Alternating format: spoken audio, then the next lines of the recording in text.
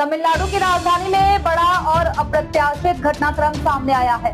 भाजपा से अलग होने के कुछ ही समय बाद के अमाल मलिक ने अपनी नई राजनीति पार्टी बनाने का ऐलान कर दिया है। इस घोषणा के साथ ही उन्होंने स्पष्ट कर दिया है कि उनकी नई पार्टी आगामी चुनाव में मैदान में उतरेगी और जनता के बीच एक वैकल्पिक राजनीतिक विकल्प पेश करने का प्रयास करेगी।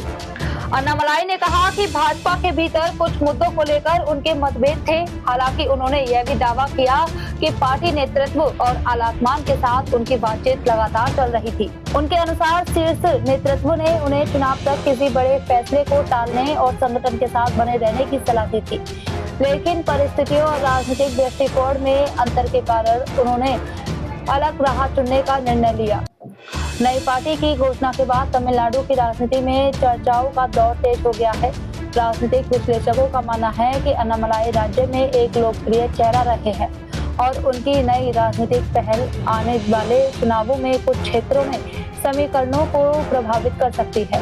वहीं भाजपा समर्थकों और विरोधियों के बीच भी इस फैसले को लेकर अलग अलग प्रतिक्रियाएं देखने को मिल रही। अन्नामलाई ने अपने संबोधन में कहा कि उनका उद्देश्य केवल नई पार्टी बनाना नहीं, बल्कि राज्य की राजनीति में एक नई सोच और नई दिशा लाना है।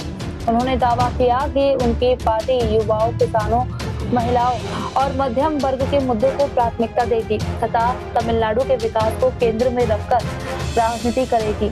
हालांकि नई पार्टी का संगठनात्मक ढांचा, चुनावी रणनीति और संभावित सहयोगियों को लेकर अभी कई सवाल बने हुए हैं।